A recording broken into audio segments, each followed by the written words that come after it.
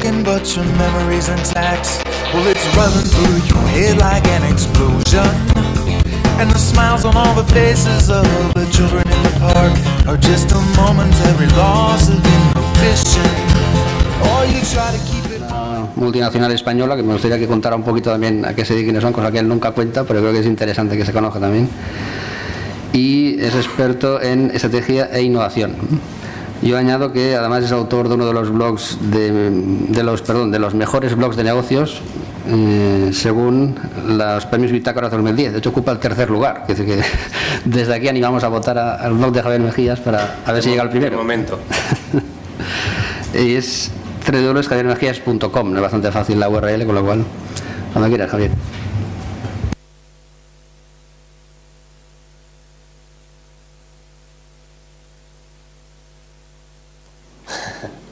Bueno, ¿ahora? Perdón.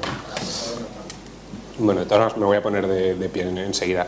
GMV es una empresa, yo creo que curiosa, porque nació en el seno de la Universidad Politécnica en el año 84 y realmente pues empezamos trabajando en el sector aeroespacial, un sector, digamos, que en principio parece un poco ajeno a España y donde realmente pues sí que hay negocio.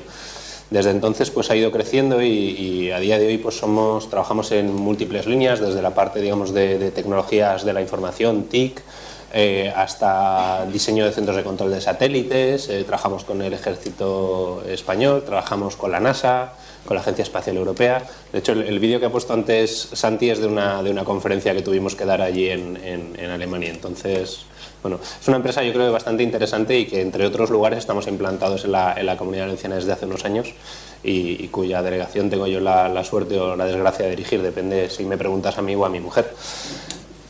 Y ahora ya sí que pongo el contador, ¿vale? Bueno. Yo os voy a hablar hoy desde un punto de vista quizás diferente del que hemos escuchado hasta el momento. Viene de cómo veo yo y cómo parece que están las evidencias reforzando que está habiendo un cambio incluso en la cultura, en cómo se plantean las organizaciones. Ya no voy a hablar siquiera de medios sociales, de hecho he hecho trampa y he cambiado el título porque a mí Organizaciones 2.0 me parece que todavía refleja una dependencia con la tecnología. Yo de lo que voy a hablar es de un poquito más, es decir, cómo están cambiando nuestras organizaciones. Si os dais cuenta, ha cambiado todo. Las bases del management, de la gestión, etcétera, sobre las que ahora mismo estamos trabajando todos, sobre el que gestionamos a nuestros empleados, etcétera, realmente fueron concebidas a principios del siglo XX. Y si os dais cuenta, y a mí me da que pensar, te das cuenta pues que la mayor parte de los grandes gurús del management reconocidos, pongamos el presidente de General Electric, los grandes gurús el Sloan que trabaja en General Motors, curiosamente fueron conocidos no por abrazar estas doctrinas de gestión, sino justo por lo contrario, por ser grandes perseguidores de la burocracia y por saltarse todas esas barreras burocráticas que previamente se habían definido. Entonces, pues parece que este modelo debe empezar a cambiar. Esto viene también porque la economía empieza a cambiar. Nos hemos dado cuenta de que tenemos presiones en costes, tenemos la globalización, la internalización como grandes asignaturas pendientes, sobre todo en nuestro país, y estamos yendo hacia una economía abierta, donde realmente el concepto de casi los cotos en los que nos hemos manejado hace 20 años está desapareciendo. Para mí, bueno, pues queda bastante claro que todo lo que es el cambio de la demanda deja de ser local, y aunque en principio nos hayamos dimensionado pues para atender a las empresas de nuestros sectores, zonas, etcétera, la realidad es que tenemos que empezar a cambiar el chip y dejar de distinguir entre cerca y lejos, aunque eso tenga implicaciones en costes, pero hay que empezar a innovar, a ver cómo podemos hacer esto. Bueno, yo que soy bastante teatrero decía que he tenido un sueño, ¿vale? Porque lo que os voy a contar es una forma de ver la empresa bastante poco común. Doy clases en un par de másters de temas de innovación y tal, y yo siempre, una de las cosas con las que empiezo siempre las clases, y os lo voy a contar a vosotros también, sobre todo para que entendáis en los términos que os quiero transmitir el mensaje, es que no os voy a contar cómo son las empresas ahora, Es decir, las miserias de nuestras empresas y los problemas que tenemos todos los conocemos y creo que sería un poco redundante. Voy a contar cómo parece que están evolucionando y cómo entiendo yo que deben ser las empresas. Y deben ser pues organizaciones líquidas. La palabra líquida, que está muy de moda, habla del hecho de que hasta ahora hemos concebido nuestras organizaciones como castillos, realmente. Es decir, lo que estaba dentro de la organización era los buenos y todo lo que está es el exterior. Y yo pues hago negocios con ellos, etcétera, pero la realidad es que tengo que bajar el rastrillo del castillo, cruzar el foso y salir a hacer negocios. Esto está cambiando, las barreras están desapareciendo y tenemos que empezar a entender que la empresa tiene que ser algo que fluya. Es decir, nos cuesta mucho adaptarnos al cambio y estamos sufriendo mucho, por ejemplo, ahora con esta crisis.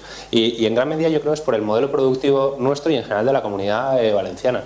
Yo, que soy un enamorado de nuestra comunidad, digo siempre con mucha amargura que hasta ahora hemos sido comedores de naranjas y montadores de chiringuitos, y esta es la realidad. Y tenemos que ser los primeros críticos en empezar a cambiar el chip. Aquí hay una de las poblaciones innovadoras, creo que más potentes de toda España y sin duda en Europa. Y esto no lo digo yo, sino que realmente yo trabajo bastante con la Comisión Europea en Bruselas y demás, y lo dicen que tenemos a los directivos, a las empresas más ágiles. Lo que nos cuesta es los cambios. ¿De acuerdo? Una de las cosas también interesantes es que con este nuevo cambio de empresa hay que aprender a gestionar la paradoja. Es decir, hasta ahora podíamos plantearnos una política corporativa de cómo íbamos a trabajar todos y esto era así. Hoy en día esto no tiene sentido. Lo que hoy es blanco, mañana es negro. Incluso lo que decimos que es cómo se debe hacer las cosas en una forma no es lo mismo en la otra. ¿De acuerdo? Esto es uno de los condicionantes. Bueno, y ahora os voy a contar cosas o características que creo que definen a esta nueva empresa. Además, me ha venido estupendo las charlas de Empari y Paco porque curiosamente se alinean estupendamente con lo que os voy a contar. La primera es... uy, qué bien se descuadran las cosas con lo bonito que había quedado. Bueno, la primera que os voy a contar es cómo está cambiando el modelo de jerarquías. Hasta ahora hemos estado trabajando en grandes empresas muy jerarquizadas, muy aisladas, es decir, donde un nivel no suele comunicar con dos debajo. Es decir, el clásico ejemplo donde un director general se sienta a charlar y a almorzar con los trabajadores más bajo de la cadena, donde discute incluso con ellos estrategia. Yo hago cosas tan bestias desde el punto de vista del management tradicional como plantear las estrategias con todos los trabajadores y además de forma colaborativa. Y no os podéis imaginar lo bien que funciona, porque todo el mundo tiene una visión propia de cómo deben funcionar las cosas. Entonces, las organizaciones, desde luego, esto ya es una tendencia que lleva varios años, se están aplanando, estamos cargándonos niveles y mandos, sobre todo, que no aportaban valor. Pero es que a donde vamos realmente no es a una organización realmente plana, sino lo que se llama una redarquía, ¿vale? El concepto de la redarquía lo único que trata es una meritocracia distribuida, es decir, lo que va a establecer el punto que ocupas tú en esa empresa es el valor que aportas.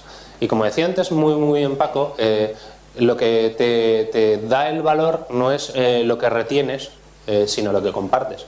Yo hace unos años tuve un mando que era el clásico que retenía el conocimiento, que le costaba un montón compartir, porque él pensaba que así era imprescindible. Hasta un día me senté con él y le dije: oye, Paco, nombre ficticio, estupendo, te has convertido en una persona imprescindible, no vas a ascender jamás, no puedo prescindir de ti en este puesto.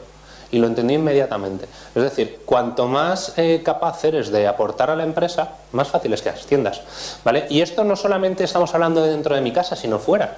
O sea, tenemos que empezar a acostumbrarnos a que no solamente trabajamos en red dentro de la casa, sino fuera. Es decir, trabajamos con los institutos, con las universidades, con la competencia. La competencia tiene los mismos problemas que nosotros. Uno de los casos que a veces cuento en mis clases es la zona... Una zona catalana, no recuerdo exactamente dónde es, donde se ubica la mayor parte de las empresas dedicadas al teñido de textil, que tenían auténticos problemas porque, claro, son empresas que tienen una dependencia muy fuerte de lo que son las áreas de mantenimiento, de maquinaria, etcétera. Y son áreas que, como os podéis imaginar, suelen ser bastante reaccionarias, costaba mucho.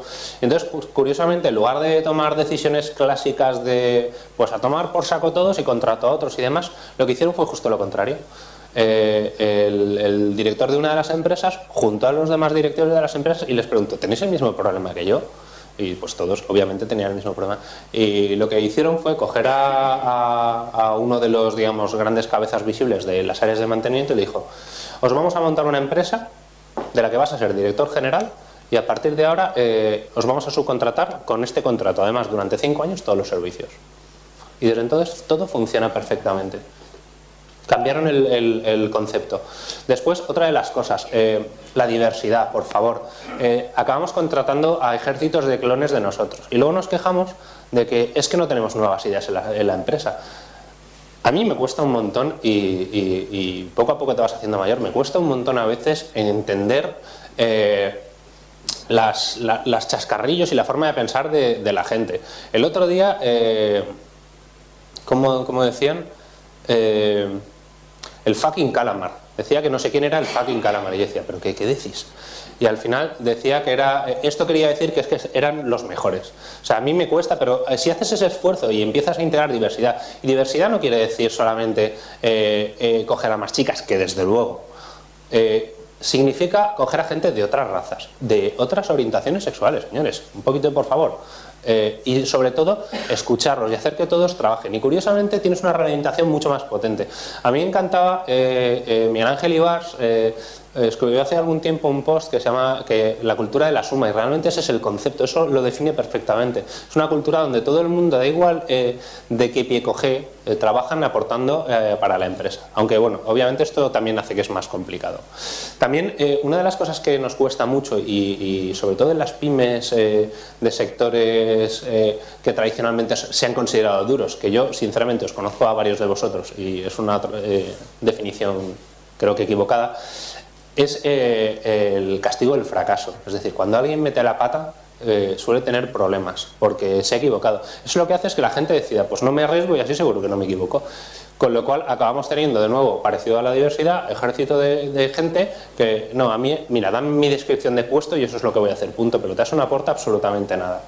Y curiosamente hay un estudio que dice que las organizaciones que más tolerancia al fracaso han tenido son las que más han innovado y sobre todo mejores resultados, porque al final todo esto que estoy contando es precioso, pero mientras no veamos un impacto en la cuenta de resultados, yo zarandajas, sinceramente, pero es que lo tiene, es que la realidad es que lo tiene.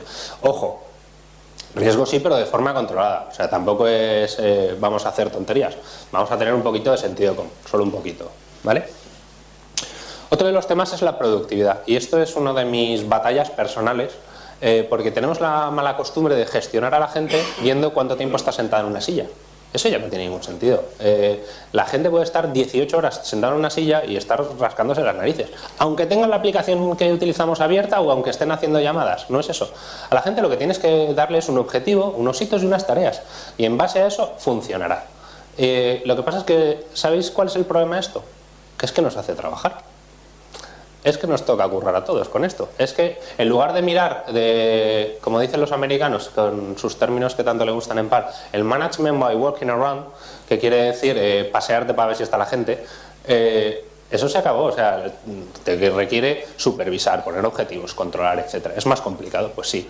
Y otra de las cosas es que se nos olvida muchas veces que una altísima parte de nuestra fuerza productiva, que son las mujeres, las estamos muchas veces empujando a que dejen su trabajo porque no somos capaces de que concilien con su vida laboral. Y inmediatamente os digo esto, y no son las mujeres, señores, que conciliar no es irse a casa a cuidar a los chiquillos, es irte a tu casa a hacer deporte, a tomarte un plato de gambas con tus amigos, lo que sea. O sea, Dilbert, que hoy en día casi todo el mundo nos lo tomamos como un modelo de gestión de risa, decía que el modelo ideal de empresa era la empresa F5, es decir, fuera a las 5.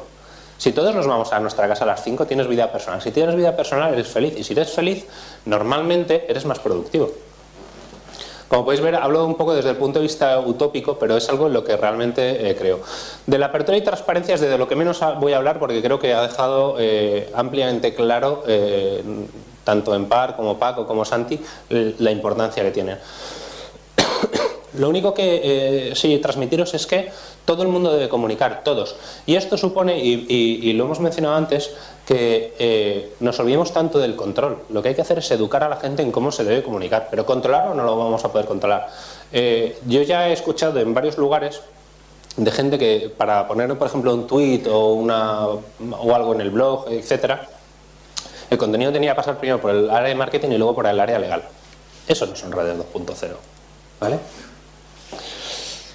Después, innovar. Innovar, y cuando hablamos de innovar, no es I+D. O sea, ahora la palabra innovar se ha convertido en un chascarrillo, todo el mundo somos innovadores, etc. Bueno, mi especialidad, si lo queréis ver, es la innovación en modelos de negocio. Y es, no solamente tienes que tener algo diferente, os cojo un caso que acabamos de vivir muy cerca, en PAR. PAR tenía un producto patentado, etc. Pero ¿qué pensó? A eso, quiero decir, tengo unas características y unas funcionalidades estupendas, pero tengo que darle, si os dais cuenta, esto digamos es una plantilla de modelo de negocio. Tengo que entender quiénes son mis clientes, cómo voy a llegar a ellos, cuál es mi proposición de valor, cómo me voy a relacionar con ellos, cómo voy a ganar dinero con ellos. Esto es un tema bastante importante. Cuáles son mis actividades, con quién voy a establecer relaciones, cuáles son mis estructuras de coste. Y con todo esto, curiosamente eres capaz de muchas veces aportar mucho más valor a las características que tienen.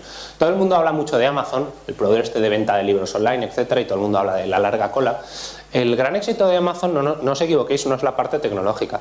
El gran éxito de Amazon es, si alguien conocéis un poco la industria de la publicación, cómo funcionan las cosas. Realmente, el librero pide un libro, lo pide al proveedor, el proveedor se lo sirve y transcurre una media de 168 días desde que este señor ha recibido el libro hasta que se lo vende a alguien que ha pasado por la librería. ¿Qué ha hecho Amazon? Cuando me pagas el libro, lo pido y te lo envío directamente a ti. O sea, estos costes de tesorería tan gordos que nos hace soportar el modelo tradicional, ellos se lo han cargado de un plumazo. Imaginaos lo que se puede hacer con eso. Entonces yo ahí pongo una serie de preguntas. Me quedo con la última, que a mí es la que más me gusta. No sé si conocéis lo del mojo de Austin Powers. O sea, hay que entender cuál es el mojo de tu empresa. Y el resto son cosas accesorias completamente. Y lo que tienes que focalizar es todo lo que construya valor alrededor de tu mojo. ¿De acuerdo? Tu mojo, ese valor especial que tienes. Y si no lo tienes, chico, igual tienes que dedicarte a otra cosa. También es importante que la organización debe aprender. Es decir, todos vamos a cometer errores, nos vamos a pegar una serie de bofetadas más bien importantes, pero lo que sí que es importante es que la empresa sea permeable. Y esto tiene que ver un poco con lo que hablaba de la liquidez antes. El hecho de que trabajes con la competencia, con proveedores, y los integres en tu cadena de valor. Integrar en tu cadena de valor no quiere decir lo que hace Mercadona de... Eres interproveedor mío, te cojo de tus partes nobles y vamos a trabajar juntos. No, eso quiere decir que les preguntes cómo me puedes aportar valor, porque normalmente tus proveedores saben un montón de cómo funciona tu negocio y cómo pueden mejorarlo. Lo saben los consultores que tienes en la empresa, lo saben tus clientes. Los clientes son uno de los grandes desaprovechados. Y esto es algo más allá que ir y preguntarles, bueno, ¿y tú cómo ves esto de vamos a sacar este producto? ¿Cómo lo ves? Es realmente sentarte con ellos, entenderlos, escucharlos. ¿Vale? También es muy importante que las organizaciones poco centralizadas. Yo que he trabajado en varias multinacionales y en varias pymes, esto es una de las cosas que he visto que es uno de los puntos fuertes.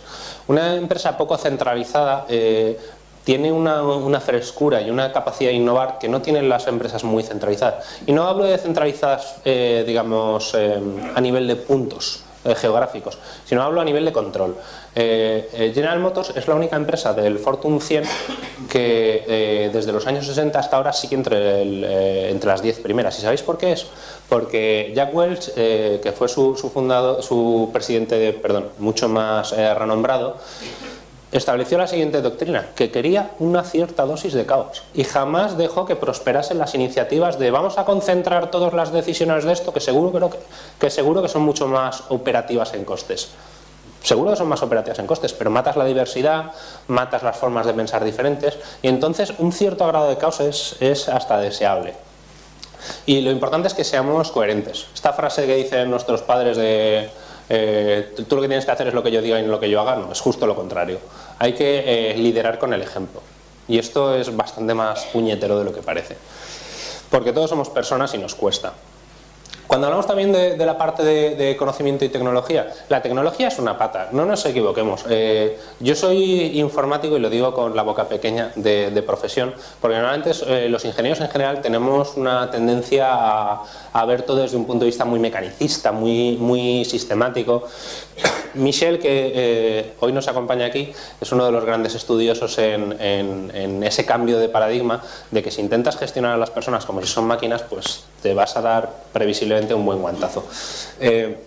Con lo cual, cosas como el trabajo distribuido, el teletrabajo es una de las cosas que más potencia que la gente sea feliz.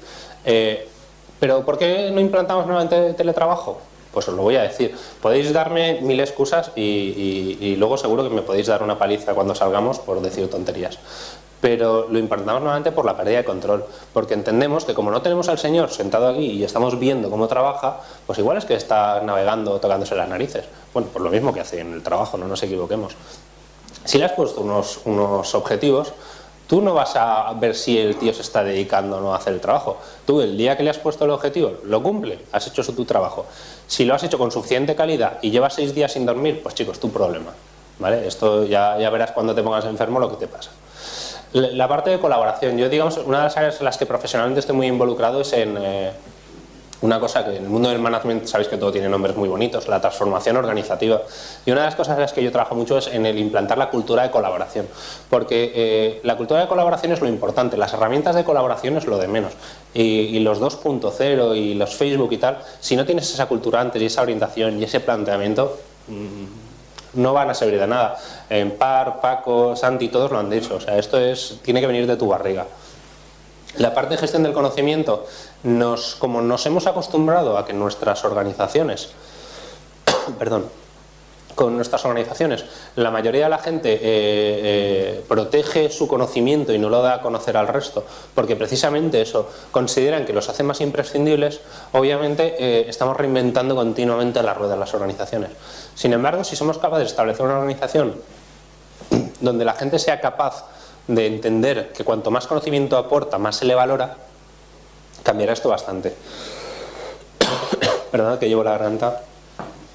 Un último punto también que hay que pensar es ver qué grado, en todas las organizaciones, y da igual a lo que os dediquéis, tendréis un porcentaje de gente que son generalistas, que las podéis utilizar en varias tareas más o menos, y grandes especialistas. Esto está muy unido a lo que antes hablábamos de vuestro mojo.